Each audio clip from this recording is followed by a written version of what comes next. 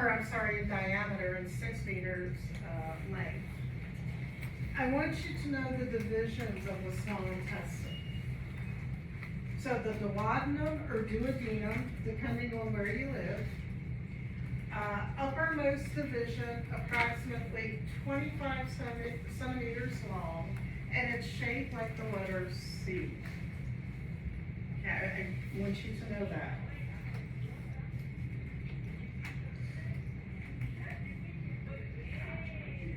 When we look at the pancreas in the cat, you're going to see how it extends from the spleen all the way to this duodenum. The jejunum is approximately 2.5 meters long, and the ileum is approximately 3.5 meters long. So, I could probably, it's multiple choice, so I could have something on there like, all of the following are divisions of the small intestine except. Okay, and if you can remember, duodenum, jejunum, and ileum are all a part of the small intestine, then you'll get that question right. Okay, duodenum, jejunum, and ileum, all a part of the small intestine.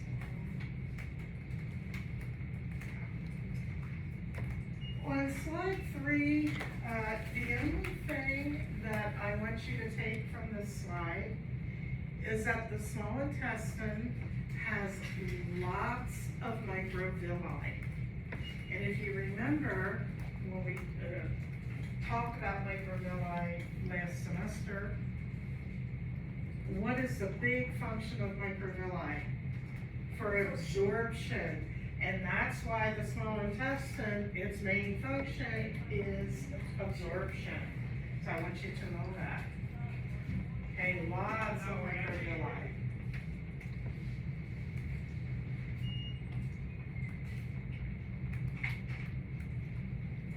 Okay, let's talk about the colon, or the large intestine. It's a little bigger. Average diameter is 6. The length is approximately 1.5 to 1/8. Remember that with the small intestine, it's coiled, so if we stretch it out, it's going to be much longer. But the divisions of the large intestine are the cecum, the colon, and the rectum. Cecum, colon, and rectum. And we actually have 3 divisions of the colon. Do you know what they are? Ascending. You got it. Ascending, which is going up, transverse is going across, and descending is going down. And I'll show you a picture of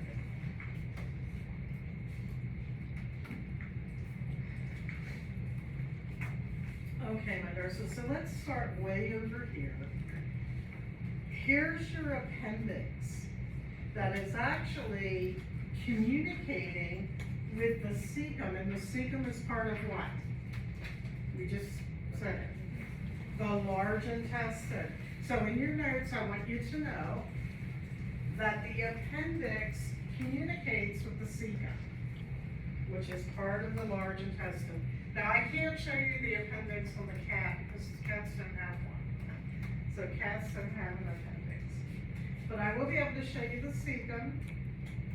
And this is going to be the ascending colon.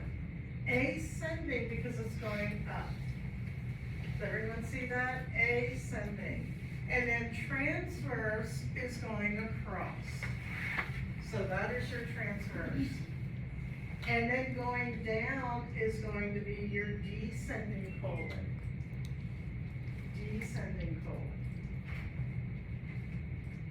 And then we go into our sigmoid colon, and then we have our rectum, and then the anus.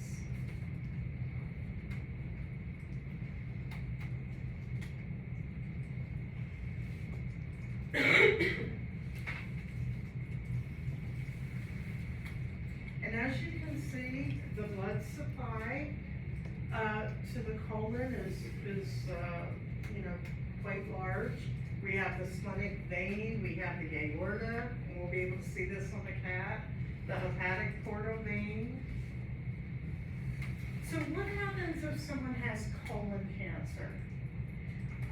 Can they have it anywhere within the colon? Yeah, they sure can, they sure can. And what do? We cut out what we can if we can. We do, and that's the best prognosis, right? We go in, we remove everything that we see that is malignant, and then what do? We put it back together, right? Sometimes though, it will require what for our patients? A colostomy bag. They're not like they used to be, they're better, right? And people can live a long time with that. So it's not, we do the same thing with anal cancer. If we can't remove it all, then we can put a colostomy bag in. Colon cancer is very, very, very, very treatable if it's caught in time. That's why we recommend colonoscopies, right? Let's say that if you have family members that have had colon cancer, you're at a greater risk, right? Mom or dad, you want to go in and get it checked out, and then you'll have a baseline. If they go in, and let's say they just remove polyps, which it turned out to be benign, it's fine, but I think they recommend you go back. It used to be in a year, and then you go back in 3 years, and if you're clean, then you go back in 5. I think is what they recommend now.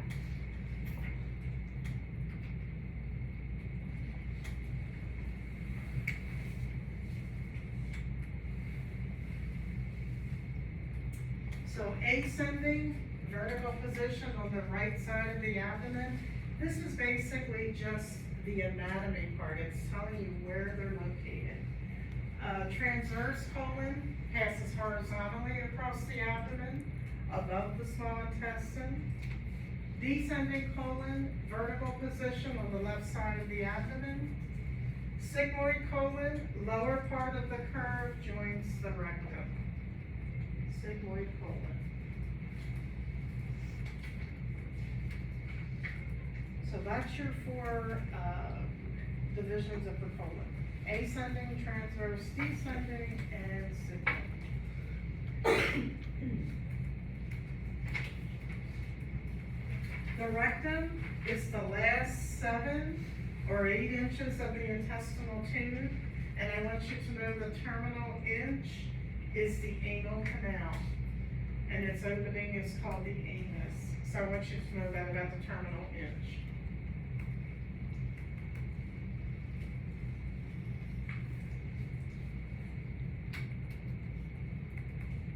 Wall of the large intestine, intestinal mucus glands produce lubricating mucus that coats feces as they are formed.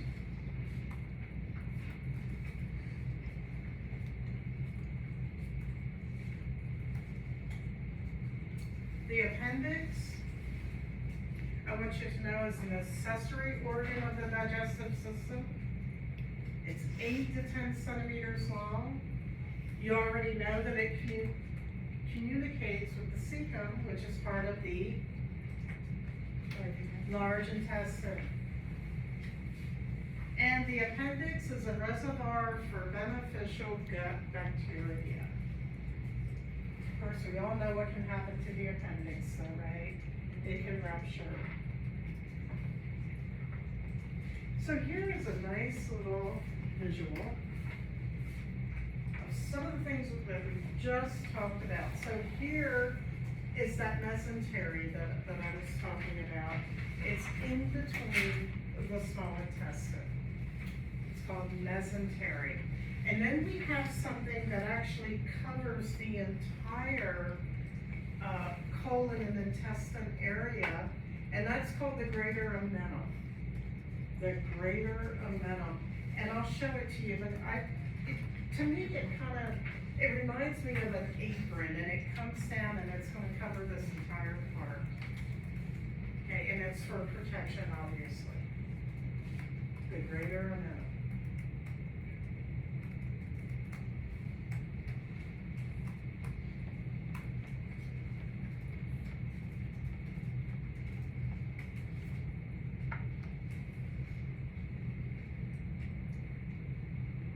Now let's talk about the liver. The liver. It's the largest gland in the body. It weighs about 3 to 4 pounds. It lies under the diaphragm. And I want you to know that it's made up of lobes and lobules. So what we can do now, if someone has liver cancer, we can go in and we can remove these lobes and lobules when it's operable, obviously. And the remaining part of the liver will still continue to function. So the left lobe forms about 1/6 of the liver. The right lobe forms about 5/6 of the liver. And the hepatic lobules are the anatomical units of the liver.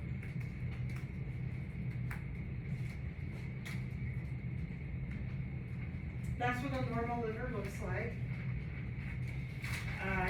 You want to think if someone has what we call hepatomegaly, it's enlargement of the liver, it would be twice this size. Okay, hepatomegaly.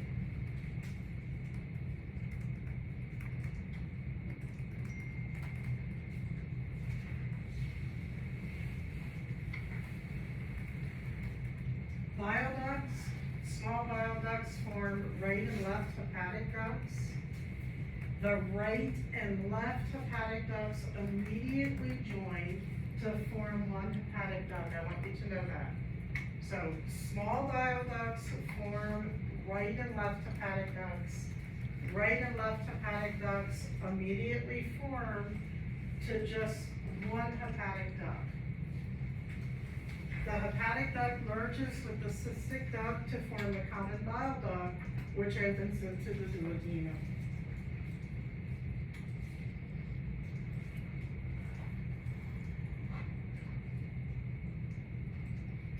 So when you think of the liver, I want you to think of it as being very vascular, okay? We have all these little micro blood vessels going through the liver. So if someone is diagnosed with a fatty liver, what's happening is that blood flow with those micro blood vessels, it's not working anymore in that area. So let's just, pretend, let's say that there's lots of fat here in this area. Okay? So those micro blood vessels are going to become, the blood will become stagnant, it can't move. Now, having said that, look how big the liver is. Patient's not really going to have any symptoms, right? But as it progresses, then they are. And what are some of the symptoms do you think? If, I heard well, they could, yeah, but that would really be really bad. But before that, before jaundice, Your agent is gonna drop because it's gonna cause portal hypertension, gastropathy, and then they're gonna have to do a tips to bypass the liver to decrease the portal. yes.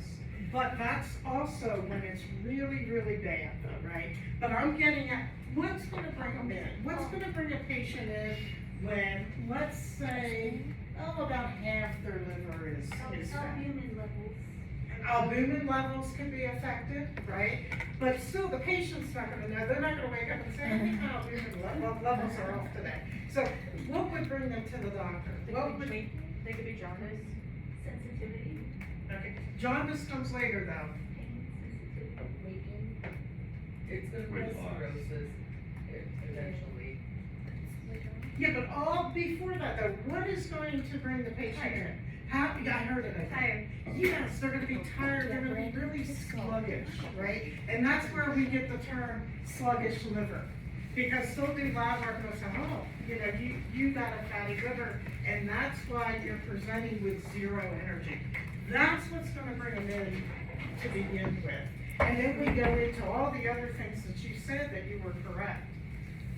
Because a fatty liver can lead to cirrhosis.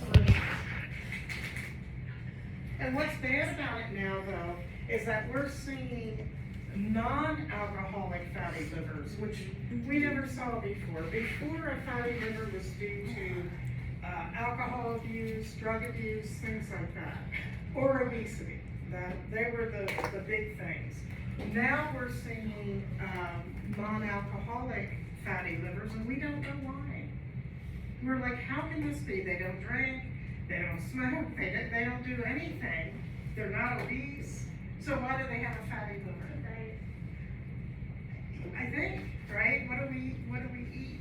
I told you about the corn, right? When you husk corn, when I was a kid, you could see evidence of a worm, or sometimes the worm would still be there. Now, when you bring corn to the cob home and you husk it, it's beautiful. But worms don't even recognize that it's a food and we're eating it. I really think that is one of the main culprits, really, which is sad. That's happening. Okay, let's see. I want you to know the functions of the liver. First thing I want you to think of is detoxification. Right? Detoxification.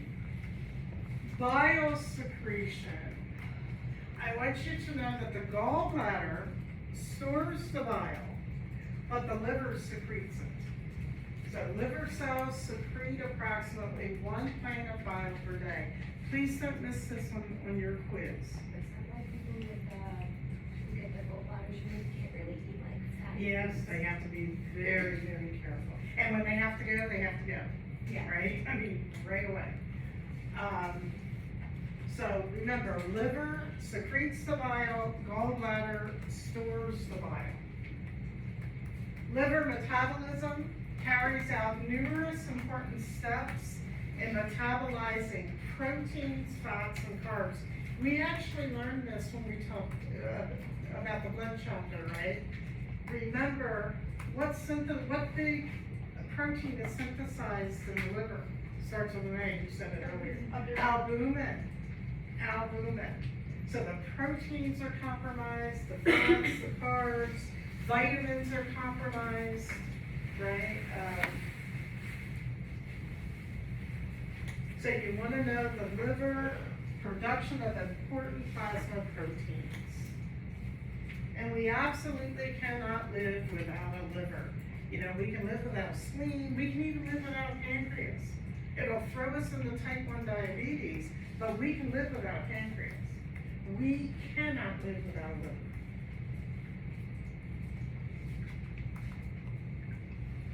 Gallbladder,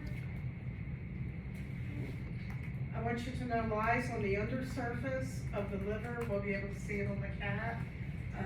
It's usually green because it stores all that bile, so you'll get to see that. What are the functions of the gallbladder? Storage of bile, concentration of bile 5-fold to 10-fold, so it's extremely concentrated. Ejection of the concentrated bile goes into the duodenum.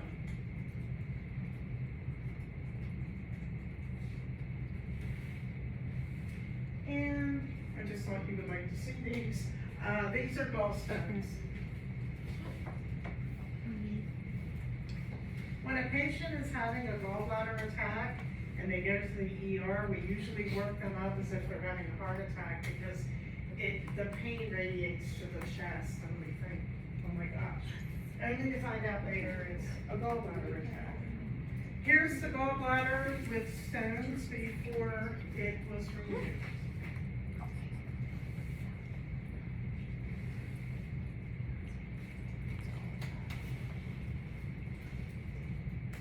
And the pancreas. When you see this gland, you will see that it doesn't look like any other gland in the body. It is very, very unique. It has a grayish pink color, and it only weighs about 2 ounces, so it's hard to fathom that the pancreas could wreak so much havoc when it's compromised, right? Because it's really, it only weighs about 2 ounces. But it has an exocrine and an endocrine portion. So the exocrine portion is going to have tiny ducts that unite to form the main pancreatic duct, which is going to also empty into the duodenum, just like the gallbladder did. Endocrine portion is going to have pancreatic islets that make up alpha and beta cells, which are going to be your insulin your glucagon and insulin, and pass secretions into the capillaries. So the pancreas has several functions, and I want you to know them all. They secrete digestive enzymes. So unfortunately, when patients are diagnosed with pancreatic cancer, it's usually stage 4 and it's already spread to the liver. Why is that? Because they don't have any symptoms until it affects these digestive enzymes. And then how's the patient going to present if they have pancreatic cancer and they have symptoms? Yeah, everything's gonna make them sick. They're either gonna be constipated, they're gonna have diarrhea, possibly vomiting, and that's usually what will bring them in. They'll go to the doctor and say, everything I eat, it makes me sick. But there's something else with pancreatic cancer too. So, beta cells secrete insulin, you want to know that. Alpha cells secrete glucagon. So you commit that to your memory. Alpha cells secrete glucagon, beta cells secrete insulin. So I want you to think about the whole picture here. You have a patient and they have pancreatic cancer, right? So you know that the pancreas is compromised, right? The digestive enzymes are compromised. But what about insulin and glucagon? Are they going to be compromised? Yeah. So here's a big thing. Their sugars are going to be all over the place. They may wake up one morning and their sugars are 400. They take it a half hour later and it's 40. Okay. That is a big sign of pancreatic cancer, right? A big sign. And especially if they've never been diagnosed with diabetes and they don't fit the profile. It doesn't run in their family, they're not overweight. It's for serious concern when those sugars are all over the place. They should be checked immediately. Now, if we catch pancreatic cancer in time, and it's usually because we're looking for something else, and we just find it by chance, we can remove the pancreas, so we can do a Whipple procedure, and the patient can live a long, long time if we catch it in time. But it's a big if, because there's no symptoms usually until it's too late, unfortunately.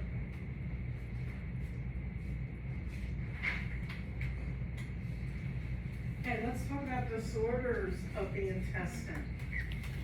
Oh my gosh, there's tons.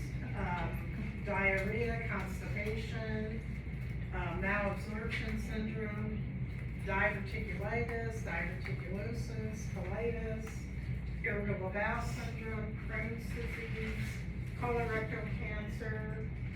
We can have hemorrhoids, proctitis, anal fissures. Oh my gosh, there's so many things. The main thing though for you as nurses, when you're interviewing your patients, right, when you're talking to them, you want to ask them if they've had any changes in their bowel movement, right? Are they regular? And they probably will say, yes, I'm regular. But then you gotta follow it up and you gotta say, well, how often do you have bowel movement? And they may say, once a week, once every 2 weeks, and you're like, what? And I'll say, well, that's regular for me. No. You know, then you ask, well, when did this change? And then they're more talkative. Oh, I used to go every morning at 7:00, and, you know, then about 6 months ago, I started going every other day, and then it was every 3 days, and now it's just once a week. Okay? Anytime we have a change in bowel movements, we need to get it checked out. Okay, malabsorption syndrome, I want you to know this, all of these, is a general term referring to a group of symptoms resulting from the failure of the small intestine to absorb nutrients properly. Malabsorption syndrome. This is kind of hard to diagnose, and usually we rule everything else out and say, okay, this is legit. Diverticulosis is a presence of abnormal sac-like outpouchings of the intestinal wall called diverticula. Diverticulitis is characterized by pain, tenderness, and fever. So itis, you want to think of inflammation. Symptoms of colitis include diarrhea, abdominal cramps, constipation. Irritable bowel syndrome or spastic colon is a chronic, common non-inflammatory condition that is often caused by stress. Okay, if we can relieve the stressors or educate our patients on how to have better coping mechanisms with stress, we can see really good results with colitis. Colorectal cancer is a malignancy of the colon or rectum. Hemorrhoids are dilated veins that result from direct irritation or from increases in venous pressure that often accompany pregnancy. For those of you that have had children, I don't know if you ever experienced hemorrhoids due to straining, but honestly, they look like grapes, like a big thing of grapes. They can really be bad. If a patient is suffering from constipation and they're straining, that can cause hemorrhoids. We would give a stool softener for things like that, for the hardy stools. Sometimes if it's really compacted, as nurses, what do you have to do? You have to go in and get it out. Proctitis, or inflammation of the rectal mucosa, is another common cause of rectal bleeding.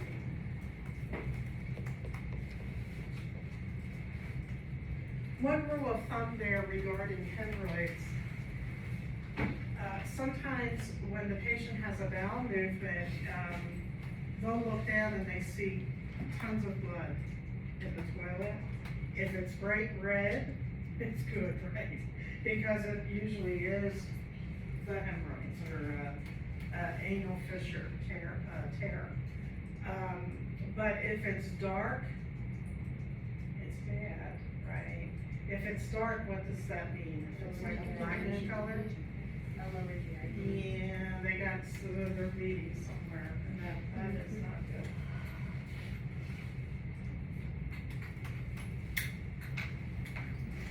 And this is just showing you a visual of where some of these pathologies can occur. Polyps are very common. If they're small enough, we can remove them during a regular colonoscopy. And then we'll send them in for a biopsy.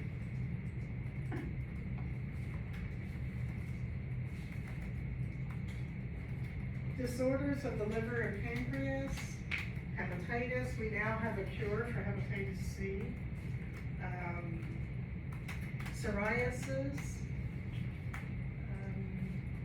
Again, it's caused from alcohol abuse, obesity, pancreatitis, and pancreatic cancer. So a few things that I really want you to know here. Hepatitis is a general term referring to the inflammation of the liver.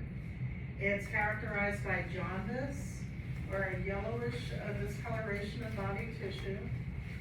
They can have liver enlargement, and I want you to start knowing these names.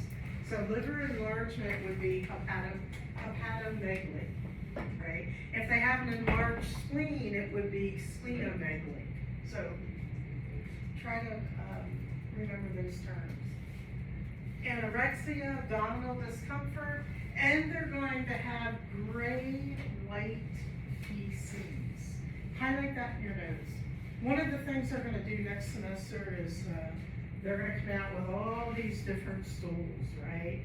One will have blood in it, one will be this gray, white color. But when you see the gray, white color, I tell them right away, it has something to do with the liver, and they'll be really impressed. Right? Gray, white has something to do with the liver. And their urine is gonna be really concentrated, it's gonna be a dark amber color. Again, hepatitis, chronic alcohol use, malnutrition, infection, non-alcoholic fatty liver disease may lead to the degenerative liver condition known as cirrhosis. We often, when we think of cirrhosis of the liver, we just automatically think alcohol use. And unfortunately, because our mind goes there, we don't have the research that should be done, because there's a stigma associated with it. Oh, well, they drank, so that's why. But there's different reasons for hepatitis, or I'm sorry, for cirrhosis. Pancreatitis, inflammation of the pancreas can be caused by various factors. The key is to find out what caused it in the first place and to stop it from happening, prevent it from happening again, because it can lead to pancreatic cancer. Severe pancreatitis is actually referred to as necrotic. That means that part of that pancreas has become necrotic. And if it's over 30% of the pancreas, that's really bad.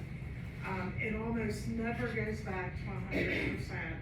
And they have to be on a very, very, very strict diet.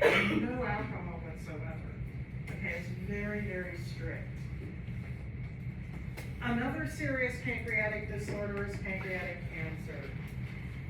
Pancreatic cancer claims the lives of nearly all of its patients within 5 years after diagnosis. 5 years is being generous. It's usually about 15, 18 months, and that's with the best of care. If it's stage 4 at the time of